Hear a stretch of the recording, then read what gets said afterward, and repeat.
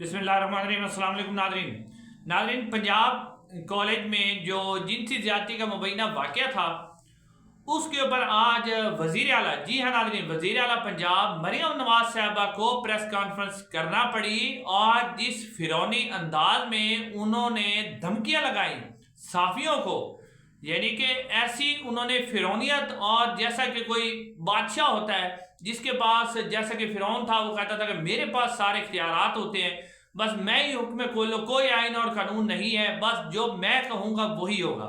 जो आज उन्होंने धमकियां लगाई इस प्रेस कॉन्फ्रेंस के अंदर, वो मैं आपके सामने रखता हूं कि मरियम नवाज साहब ने किस तरह प्रेस कॉन्फ्रेंस के अंदर धमकियां लगाई। और वो सारे साफी जो अली अमीन गंडापुर साहब ने एक बात की थी तो उन्होंने माइक उठा लिए थे, आज वो क्यों खामोश हैं, मैं उनसे भी सवाल करूंगा कि उनकी खामोशी पूरे सरार क्यों है।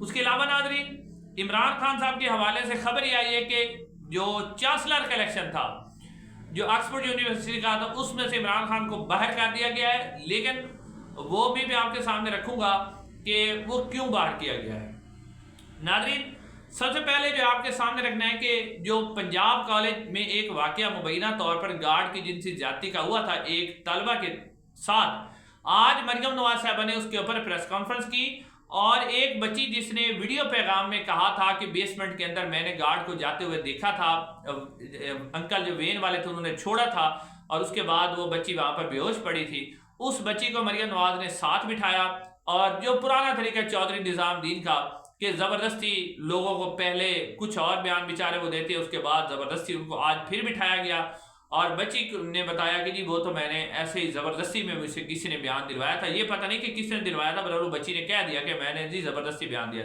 मरियम नवाज साहबा कहती हैं कि ऐसा कोई वाकया नहीं हुआ। और एक आपको ये भी बता दूं, इससे पहले जो अजमा बुखारी साहब है उन्होंने भी बेकायदा तौर पर धमकी दी साफियों को कि आज इस प्रेस कॉन्फ्रेंस के दौरान मैडम के सामने किसी ने शोर किया, मैडम के सामने किसी ने सवाल किया तो मैं उसकी नौकरी खत्म करवा दूंगी। ये कहा है अजमा बुखारी साहबा ने। वो जो बड़े बड़े साफी बड़े बड़े दावा करते थे, आज वो सारे अजमा बुखारी साहबा के सामने खामोश बैठे थे। अब मरियम नवाज साहबा ने इसके अंदर क्या कहा? मरियम नवाज साहबा ने कहा कि ये बकाऊ साफी हैं, ये झूठे साफी हैं, इस तरह का कोई वाकया पेश नहीं आया, तमाम साफी झूठ बोलते हैं और झूठ बोलकर उन्होंने इसको प्रोपेगेंडा किया।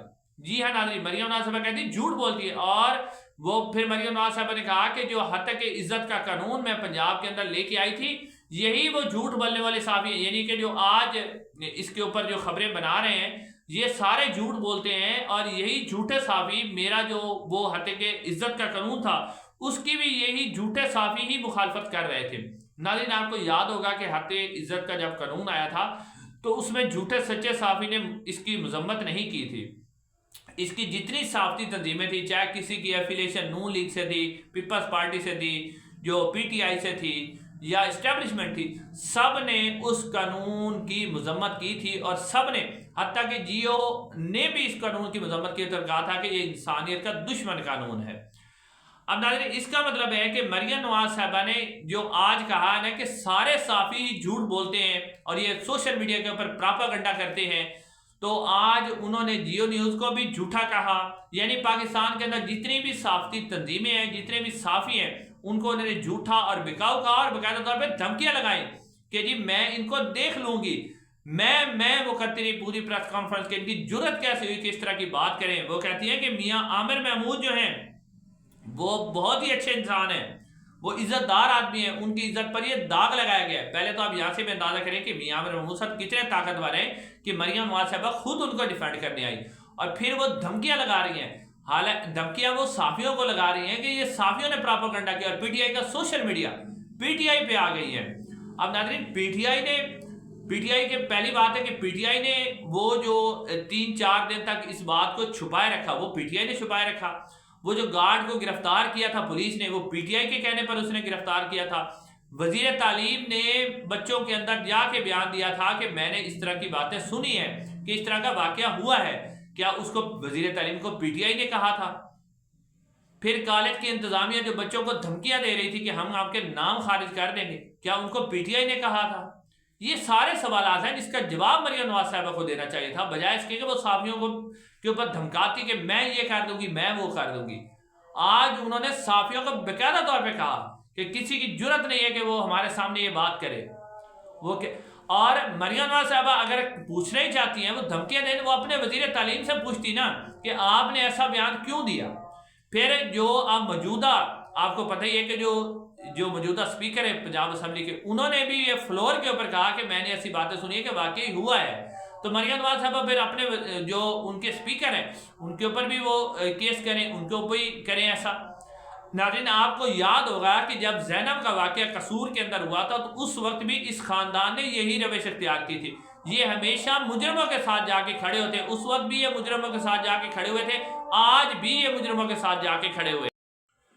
आपको याद होगा कि उस वक्त भी शहबाज शरीफ साहब, जब मरियम, वो जो ज़ैनब बच्ची थी, उसका बाप जब बोलने लगा था तो इसने उसका माइक बंद कर दिया था। ये वही खानदान है। ये हमेशा से ऐसे, हम ये नहीं कहते कि ये वाकया हुआ या नहीं हुआ, इसके ऊपर प्रॉपरली इन्वेस्टिगेशन होनी चाहिए। अगर वाकया हुआ है तो उसको सजा देनी चाहिए, लेकिन अगर वाकया नहीं हुआ, और हम ये भी नहीं कहते कि जिसने ये झूठ फैलाया उसके खिलाफ भी कार्रवाई होनी चाहिए। लेकिन आप ये नहीं कह सकती कि सारे साफी झूठ बोलते हैं, यानी कि जो आपकी तारीफ ना करे, आपके कसीदे ना गाए, वो आपकी नज़र में झूठा है, और वो सोशल मीडिया जो आपकी तारीफ ना करे वो आपकी नज़र में झूठा है, और जो आपकी तारीफ करे, आपके गुण गाए, वो सारा जो है वो सच्चा है। अब मेरी उन साफी भाइयों से सवाल है कि जो बड़ी बड़ी बातें करते थे, जब अली बिन गंडापुर साहब ने एक बात की थी, उन्हें इतनी तकलीफ हुई थी कि उनके सामने से मेरे जो सलमान अकरम राजा साहब है, उनके सामने से इन्होंने माइक हटा लिए थे कि आपने, गरीदा फरूकी साहब बहुत बड़े ट्वीट करती थी। तो अब वो सारे कहाँ पर हैं? किसी की जरूरत नहीं है कि उनके सामने जो है वो कोई सवाल करे वहां पर, या कोई कहे, कोई बाइकाट करके जाए कि आप किस तरह साफियों को धमकियां दे रही हैं। क्या मुल्क के अंदर कोई आइन और कानून नहीं है? यानी कि आप ही को पूरा इख्तियार आपके पास है, आप कुली तौर पर शहनशाह हैं, आप बादशाह हैं, आप फिरौन बनी हुई, आप कैसे हुक्म दे रही है? ये किसी साफी के अंदर जरूरत नहीं हो इस तरह का सवाल कर सके। तो अब ये साफी तंजीमों के लिए भी इम्तिहान है। इम्तिहान क्या है? वो चुप कर जाएंगे, क्योंकि सारे तो इनसे लिफाफे लेने वाले हैं, सारे खामोश रहेंगे, आप कोई भी बात नहीं करेगा। वो तब उनको साफ इक़दार याद आती है जब पीटीआई का कोई बंदा बात करता है। तो अब बच्ची का कोई रेप है, या यानी जो सारे बच्चे शहरों में एहतजाज इस वक्त पूरे पंजाब के अंदर हो रहा है, मरियम नवाज साहब ने वो सारा पीटीआई पर डाल दिया है। यानी कि आप रेप करने वालों को भी मुबारक हो कि वो भी बच गए हैं, और पंजाब ग्रुप ऑफ कॉलेज के मालिक के और इसके असल मालिक, जो असल मालिक हैं, उन्होंने भी उसको बचा लिया है। तो अब देखते हैं कि इसके ऊपर क्या रद्द-ए-अमल आता है साफ्ती तंजीमों का, जो कि बिल्कुल नहीं आएगा। नाज़रीन, अब एक और खबर आपको देनी है कि आईनी तरमीम के हवाले से जो है पार्लिमानी कमेटी का जो आज इजलास हुआ था, वो इजलास बेमैनी, यानी कोई नतीजा उसका नहीं निकला। अब ये पार्लियामेंट की खसूसी इजलास जो कमेटी है उसके ऊपर इत्तेफाक की राय नहीं हो सका, और इसमें तहरीक इंसाफ ने शमूलियत इख्तियार नहीं की थी। अब इसका इजलास कल दोबारा होगा। तो अब आखिर में आपके सामने ये खबर भी रखनी है कि पाकिस्तान तहरीक इंसाफ के जो चेयरमैन इमरान खान है, जो एक्सपोर्ट यूनिवर्सिटी का इलेक्शन लड़ रहे थे, एक्सपोर्ट के इंतजामिया ने उसमें से उनको निकाल दिया है, और उन्होंने ये कहा है कि कोई भी शख्स जो सियासी सरगर्मियों के अंदर मुलव्वस हो, या उसके ऊपर सियासी सरगर्मियों की तरह मतलब वो उसके अंदर मौजूद हो सियासत के अंदर, तो उसको हम नहीं चाहते कि वो एक्सपोर्ट यूनिवर्सिटी का इलेक्शन लड़े। इसके बाद जुल्फी बुखारी साहब कह रहे हैं कि हम आइन और कानून के मुताबिक अपनी जंग जो है लड़ रहे हैं, हमारे वकील उनसे बात करेंगे। लेकिन मुस्लिम लीग नून जो थी, अब जो इस्टेब्लिशमेंट, खास तौर पे मुस्लिम नून और इस्टेब्लिशमेंट, उन्होंने बयानिया बनाया था कि जी ये एक लॉबी है, यहूदी लॉबी, जो इमरान खान को वाइस चांसलर बनाने जा रही है। ये एक लॉबी काम कर रही है इंग्लैंड के अंदर। जमैमा खान का नाम भी लिया कि वो इसके ऊपर काम कर रही है, और भी बहुत से लोगों का काम। तो अब वो फिर लॉबी किधर गई? अगर वो लॉबी काम कर रही होती तो इमरान खान को इलेक्शन से तो कोई नहीं निकाल सकता था ना।